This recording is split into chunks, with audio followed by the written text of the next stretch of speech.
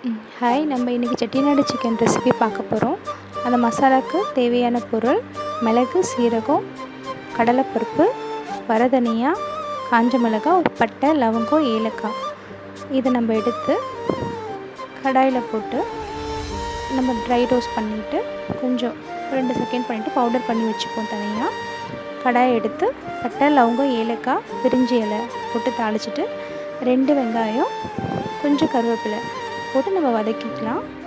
ரொம்ப வதக்க வேண்டாம், ஒரு கண்ணாடி பதம் வர அளவுக்கு வதக்கினா போதும்.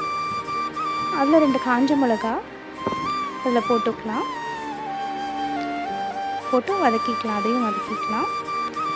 இது வதங்கின உடனே கொஞ்சம் இஞ்சி பூண்டு பேஸ்ட்டு அதையும் போட்டு நம்ம வந்து பச்சை வாசனை பொருளை வதங்கின உடனே தக்காளி ஒரு 2 தக்காளி இல்லை 3 தக்காளி போதும், சின்ன தக்காளி போட்டு அதையும் வதக்கிட்டு பச்சை வாசனை போகிற அளவுக்கு வதக்கிட்டு போட்டு நம்ம அரைச்சி வச்ச மசாலாவை ஃபஸ்ட்டு அரைச்சி வச்சோன்னா அதை போட்டுக்கிட்டு வதக்கிட்டு அதுலேயே 2 ஸ்பூன் மிளகாத்தூள், கொஞ்சம் மஞ்சத்தூள் போட்டு நம்ம அதை அப்படியே கிண்டி விட்டுக்கலாம்.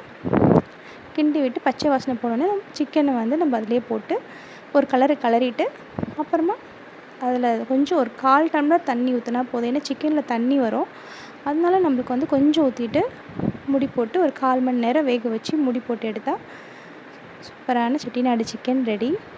ரொம்ப நல்லா இருந்தது. நான் சாம்பாரோடு சர்வ் பண்ணேன், ரொம்ப நல்லா வந்தது.